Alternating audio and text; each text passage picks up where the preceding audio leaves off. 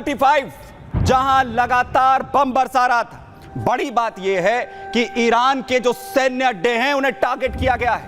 1 अक्टूबर का यह बदला, 1 अक्टूबर को जो अटैक किया गया था ईरान की तरफ से, और इजराइल ने कहा था हम हमला करेंगे, कितना खतरनाक करेंगे, कहां पर जो है हमला होगा यह कोई समझ नहीं पाएगा, और ऐसा ही हमला यहां पर किया गया है। लेकिन इस हमले की तारीखें 1 अक्टूबर आप देख रहे हैं, जहां पर 1 अक्टूबर ईरान हमला करता है, बड़ा अटैक होता है, कहा जाता है कि नसरअल्लाह की मौत हुई है, नसरअल्लाह को इजराइल ने मार दिया और इसीलिए यह अटैक कर रहा है ईरान। और रिटेलिएट ना करे इजराइल को धमकाया गया, रिटेलिएट मत करना वरना जवाब मिलेगा।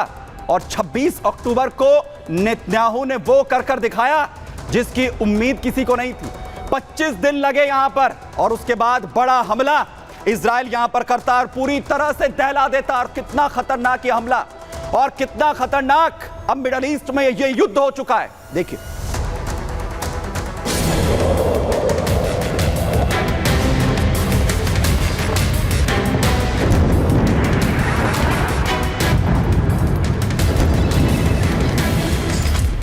ईरान पर हमले की इनसाइड स्टोरी।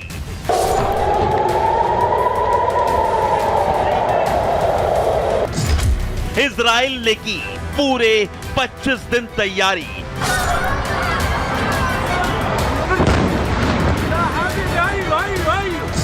ईरान पर टूट पड़े 100 फाइटर जेट।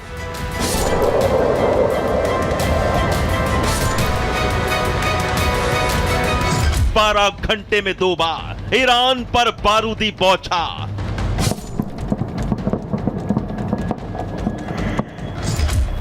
बंकर में बैठे नेतन्याहू देख रहे थे अटैक लाइव।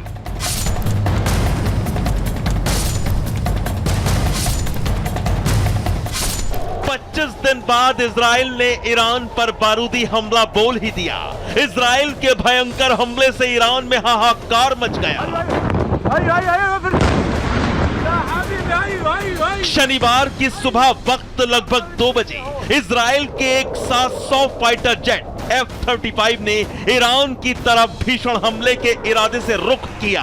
इजराइल के फाइटर जेट ने 2000 किलोमीटर की दूरी तय की और फिर तेहरान समेत ईरान के कई शहरों पर आग बरसा दी। ईरान के कई मिलिट्री ठिकाने और एयरपोर्ट तबाह कर दिए। अली खमेनी ने पहले ही कहा था कि अगर इजराइल ने कोई जवाबी कार्रवाई की 1 अक्टूबर के बदले में, तो हम 100% जवाबी कार्रवाई करेंगे। और मुझे पक्का यकीन है कि दोनों के दोनों, चाहे वो नेतन्याहू हैं चाहे अली खमेनी है, दोनों ही ईगोइस्ट हैं, दोनों की प्रेस्टीज इन्वॉल्व है, दोनों की क्रेडिबिलिटी इन्वॉल्व है, और ईरान बड़े पैमाने पर इजराइल के ऊपर हमला करेगा। दरअसल पिछले 25 दिन से इजराइल ईरान के हमले से भड़का हुआ था। अंदर ही अंदर इजराइल बदले की आग में झुलस रहा था, लेकिन इस दौरान इजराइल ईरान पर हमले का सॉलिड ब्लूप्रिंट भी तैयार कर रहा था। एक तरफ 2000 किलोमीटर दूर ईरान के अंदर घुसकर इजरायली F-35 लड़ाकू विमान ईरान पर बर्बादी का बारूद बरसा रहे थे, और इधर इजरायली प्रधानमंत्री नेतन्याहू और उनके रक्षा मंत्री योआव गैलेंट बंकर के अंदर बैठकर ईरान पर हमले की एक एक तस्वीर लाइव देख रहे थे। क्योंकि आपसी डिस्टेंस जो है तकरीबन 2000 किलोमीटर है, तो 2000 किलोमीटर आना, 2000 किलोमीटर जाना, और बीच में रास्ते में एरियल रिफ्यूलिंग करना, वो इजराइल की बस की बात में है। लेकिन जहाँ तक ईरान का ताल्लुक है, ईरान के बस की बात नहीं है। ईरान के हवाई जहाज़ जो है रास्ते में ही गिर जाएंगे या इजराइल के सामने टिक नहीं पाएंगे, इसलिए वो एरियल कॉम्बैट में इन्वॉल्व नहीं होगा।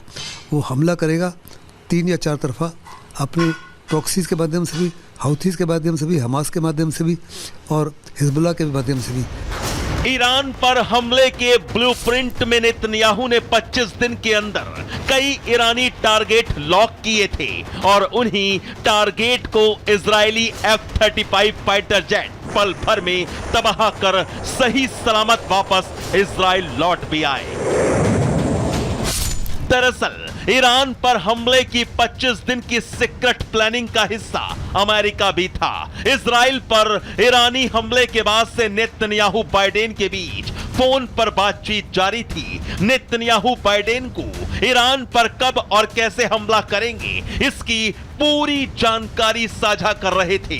बाइडेन ने कहा भी था कि वो ईरान पर हमले की तारीख जानते हैं। इसके साथ ही अमेरिकी रक्षा सचिव लॉयड ऑस्टिन ने इस बीच इजराइल का दौरा भी किया था। नेतन्याहू से ईरान पर हमले को लेकर चर्चा हुई थी। अमेरिकी विदेश मंत्री एंटनी ब्लिंकन भी इजरायली दौरे पर आए थे। अमेरिका ने अपना एयर डिफेंस सिस्टम थर्ड तक इजराइल भेजा था। इजराइल ने बदला लेने से पहले ईरान के प्यादों को चोट पहुंचाई, जो ईरान पर हमले के बीच अड़चन बन सकते थे। दरअसल ईरान पर इजराइल हमला पहले ही करता, लेकिन कुछ दिनों पहले ईरान पर संभावित हमले से जुड़े प्लान की जानकारी अमेरिका से लीक हो गई थी। ईरान पर हमले का सीक्रेट प्लान लीक होने के बाद इजराइल को उस वक्त ईरान पर जवाबी अटैक टालना पड़ा था, जिसके बाद नया प्लान तैयार कर अब ईरान को इजराइल ने दहला दिया है। Bureau report, Republic Bharat. तो अमेरिका को पूरी जानकारी थी इस हमले की, एक एक तस्वीर दी गई थी, और इसीलिए सवाल मिडिल ईस्ट के लिए, क्या ईरान पलटवार करेगा? और अगर यह पलटवार अब होता है तो मिडिल ईस्ट में क्या हो जाएगी महावॉर और क्या छिड़ जाएगा संग्राम? ये सबसे बड़ा सवाल। संग्राम में आज के लिए इतना ही, धन्यवाद।